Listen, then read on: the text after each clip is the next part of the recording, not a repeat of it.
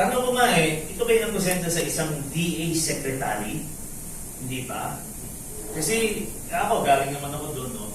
Meron kaming Bureau of Soils and Water Management. Nandun yung Small Water Impounding Program. Yun yung kinikwento ni Dr. Sanchez na may liner pa yan. Alam ko, naging political tool Pagka-partido kita, Mayor, bibigyan kita. Pag hindi ka-partido, sorry na lang, hindi kita bibigyan. So yun, those are the realities. No? Thank you very much, Dr. Sanchez. Isa lang.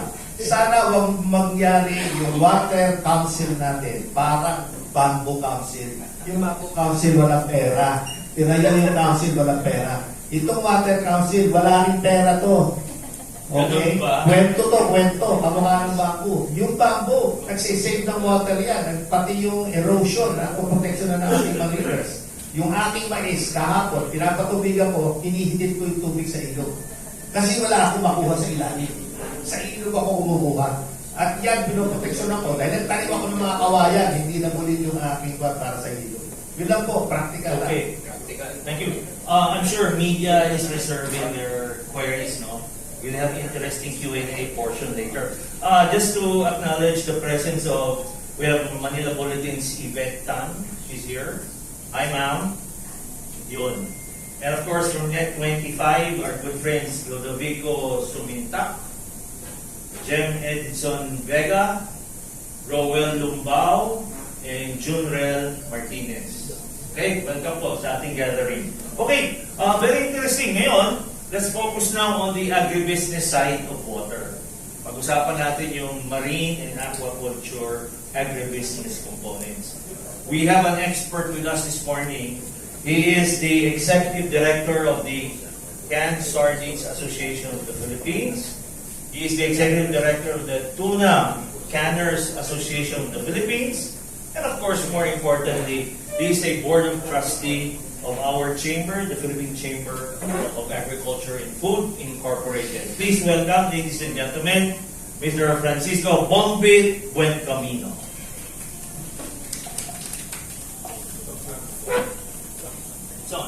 Thank you.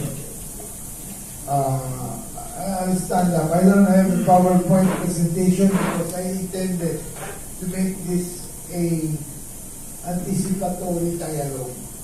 In other words, magiging kwento so that it leads to questions and question after question, because I will help you ask the questions sa open forum which I can answer. I will not lead you to questions I cannot answer. Okay? Obviously, my friend. All right. First, Joy, I am not a mariculture person. Okay. We have somebody else for that. I think it's Jimmy. Norbert, yes. But I can talk of tuna and canned sardines. Yung tuna, huwag na yung itindihin ng tuna dahil hirap ang tuna in the global market. Why? There's a very simple and basic answer to that. Tuna swims around the globe of the earth 15 degrees above the equator and 15 degrees below the equator. Nowhere else you will find tuna. So yan ang hamulan. That's where the tuna brand is, and all the tuna does is they run around the globe looking for food. And we are blessed that we are in the zone, so that we have tuna in the Philippines. However, we have become overfished in tuna, so we are now catching from the Indian Ocean, from Papua New Guinea, from the Pacific Commons, which are the high seas, and so forth. So, nagkakahirapan. Our previous source before was Indonesia, but every time we overlap our exclusive economic zone with the exclusive economic zone, binubomba tayo. Ang sagot natin, wala tayong bomba. Hindi tayo lumalaban sa bomba. So, ang ating nilalaban lang yung pagyayabang na ang bisikleta, ang pupuntahan natin, ituturo natin yung bandera ng Pilipinas. You know what I'm referring to. Okay, anyway, I will go to the more sensitive species, which is Sardines. Sardinella, Muro, or Lomicet. In common terms, it is called tamban. Tamban is a very small archipelagic fish, which is very bony, it's very scaly, it really is a lousy fish. But it is only good for canning. And when you have that, then nung araw, most of the people involved in tamban catching have become rich because of tamban, and they have put up canneries. Sila rin yun eh. They developed into the canneries. Right now, I'm the executive director of about 14 companies with about 22 brands, different brands. And we produce about 2 billion cans a year. Okay, that's the market of canned sardines. When I spoke before, the first time that I was invited by PCAFI to be a speaker, I talked of a looming shortage. If you remember, the word looming has become abused and overused. Yung looming, no? Sabi, ano ba ibig sabihin niya? Is there a shortage? Sabi ko, looming nga, wala pa ngayon, but it will be there sooner or later. However, right now, we are beginning to feel the shortage. Alright, when I talk to you about a looming shortage, it's because the industry of fish, of tambang fishing, is only operational for 9 months in every 12-month year. We are not allowed to catch fish as commercial fishing in the last 3 months of the year, so that we can assist the sea to repropagate with supply of sardines at the waters. So no fishing is done from December 1 of every year in the Zamboanga area, December 1 to February 28. And only fishing resumes in March 1. Okay. Because of that, the scramble for fishing is stepped up after July. Pakbakan na yan, naghuhulihan na ng isda at nagkakaubusan. Because we have to stock up on a buffer of about maybe 75,000 metric tons for the last 3 months of the year, especially during the Christmas season, and especially during calamities and other periods when you have panic buying, and the LGUs of the local governments buy up the canned sardines for distribution of food aid to those that have been affected by the calamities.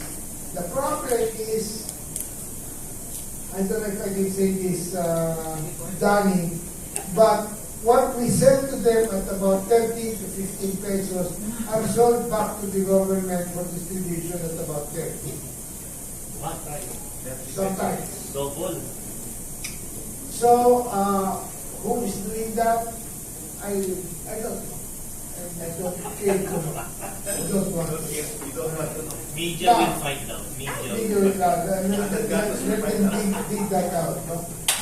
However, what is the reason for this closed fishing season? With the difference that there are 2 kinds of waters in this country. First is you have municipal waters.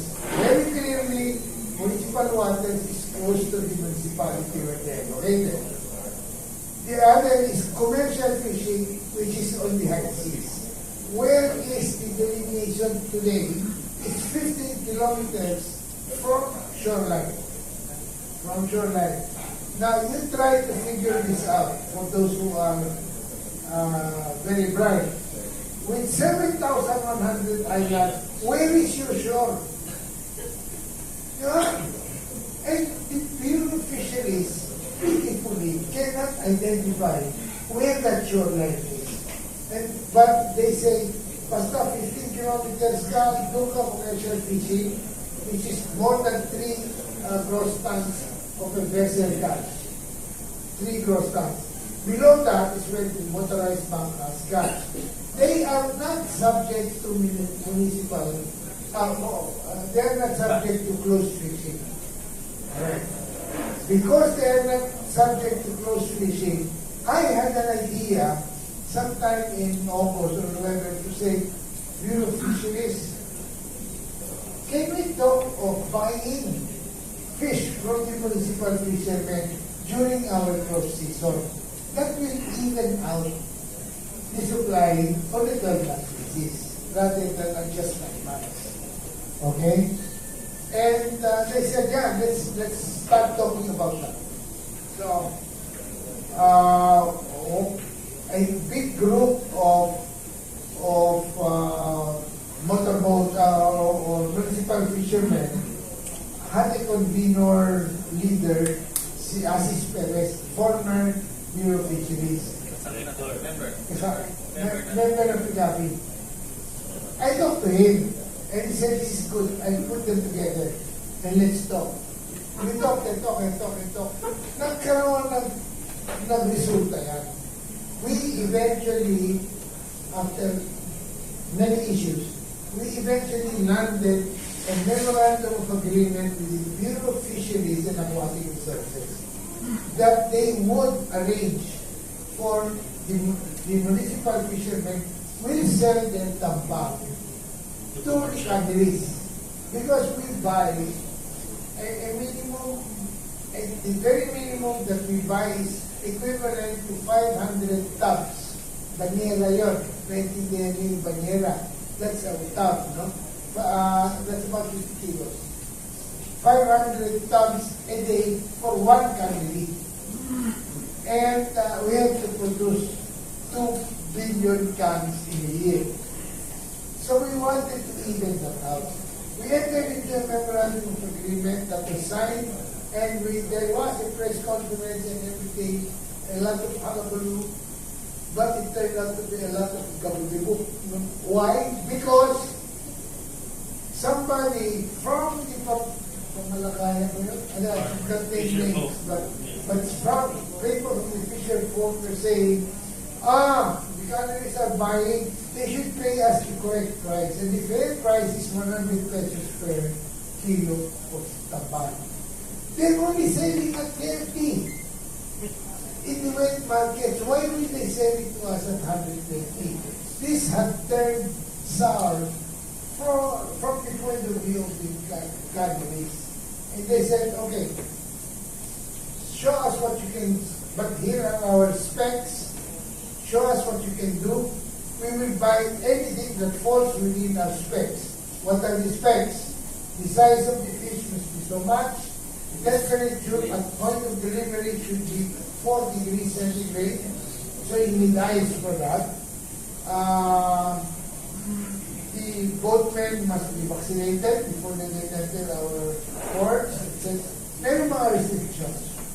And I said, for the project to succeed, we will relax on this space para makalaki.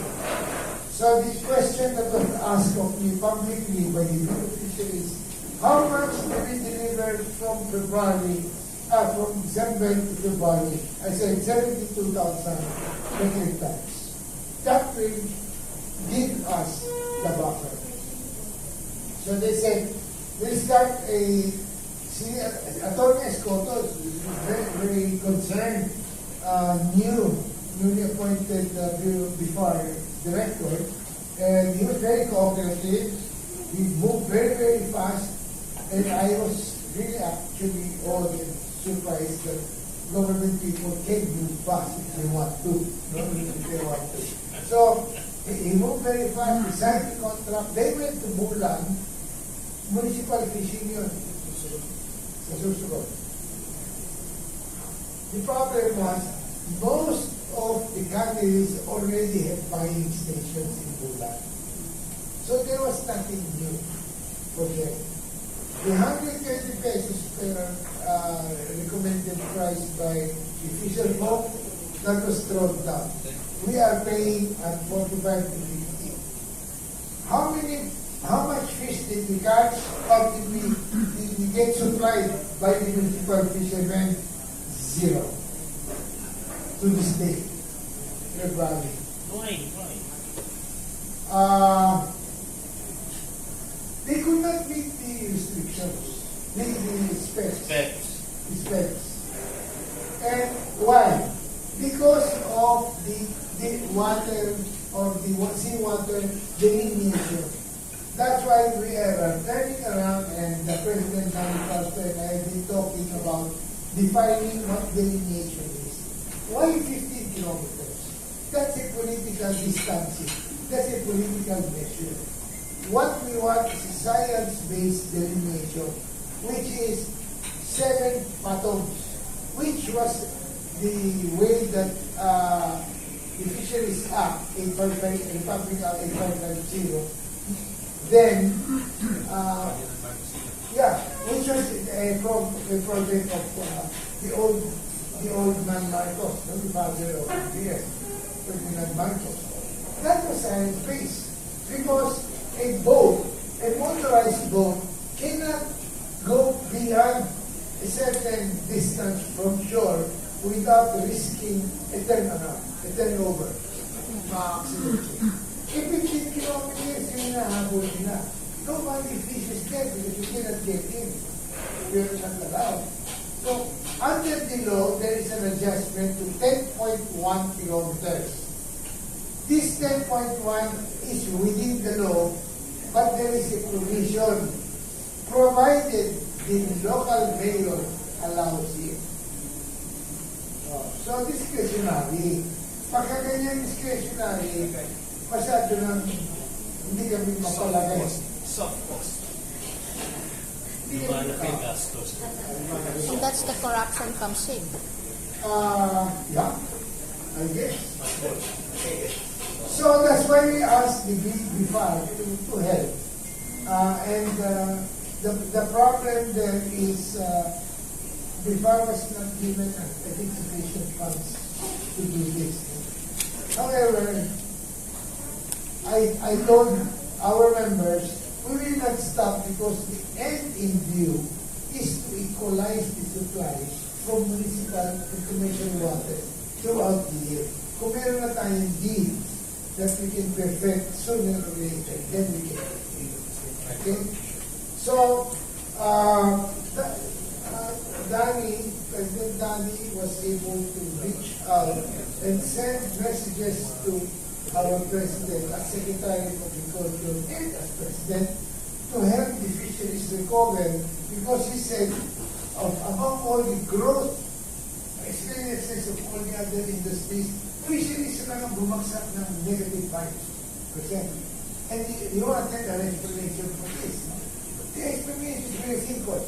What municipal fishermen say, ang bangka namin kailangan ng crudo. Paano namin babayaran yung crudo? Hindi malaman kung anong presyo bukas. Pag ganun eh. There is no stability of their plan for fishing. So they don't go out. And catch has been reduced to almost nothing, even by commercial fishing or municipal fishing, because of the crudo. That's one issue. The other issue is this distance. Natutunaw lang yung yelo nila, hindi pa sila nag-umpisa mag-puli. Tunaw na yung yelo. So, binasa na yung isla pagka nakuha. That's the reason hindi niya tinatanggal sa kanila. Okay? Yung 15. Yung 40 degrees centigrade, mahirap yun, of course. Pero, how do you preserve na? We cannot slaughter. We cannot talk of slaughtering the fish. Ang liit yan. Kinakamay yan. Bumuka. Di ba? Yeah. Yung mga marunong gumawa ng sardinas. Mahirap yun. But we need to have it at 4 because it has to be very fresh. Para hindi siya masira. Oh, Oo, so, bilas na. pag binasa, wala, durog yun. Tsaka hindi maganda lasa. Okay, that's the second problem. Inalis ko na yung protective equipment, PPE requirement, at saka yung vaccination. Bahala na kayo, total, ngayon yata, parang sipon na tubo na lang yung COVID. You know, you can cure it in about 5 days lockdown, no, in your own house. Okay, well. So there we are. Now, my campaign now is shifting to a focus on getting the delineation issue. There is a delineation. Every municipality looks for an offshore island within their region, and they say, yun, ang point. Wala nang nahuhuli nun, malayo na. It is a joke. That is true. So we are firming our stand on a science-based phantoms of death requirement, because that will measure the kind of vessel that they use. Okay? So, kung malalim yung harap ng munisipyo mo, papasokin mo yung convention because we have to give. Okay? Now, there is another issue that is even worsening the situation.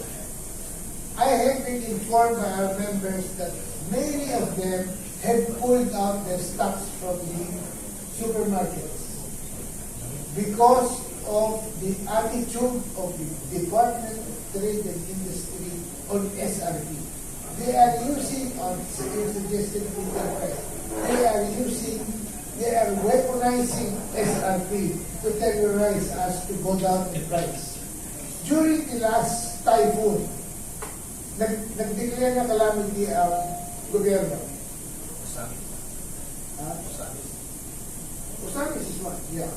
But when you have a calamity, the fisheries law allows the government to freeze prices, not suggested, but to actually freeze. What does freezing mean? Kung ano yung presyo mo yung araw na nag-declare, para ka nun, hindi ka na bababa, hindi ka na gagalaw, hindi ka mag-aakyat. No? But what did the TTI do? They came up with an SRP for the frozen price at the rollback prices. Whoever is selling at 21, they roll back ng DTI, yung head ng Consumer Protection Bureau, you know, head. Sabihin mo na yung mga Si Ruth. May problema sa Went down to 18, 4 pesos lower. Where the galleries discovered, ito pa talaga, susundin natin. Pull up.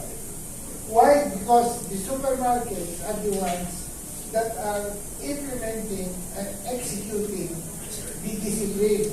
They put down, they give you back your product, or they say, ayun, binenta mo 22, 18 lang yan, give us a refund. Hindi mo papalugi.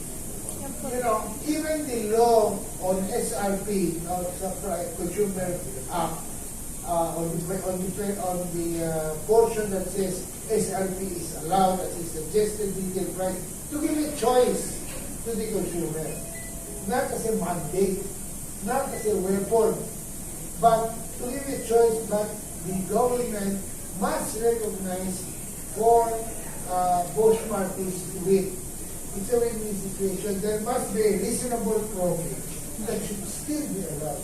But in this case, to earn brownie points from the consumer, they drop the prices to lower than our cost of production.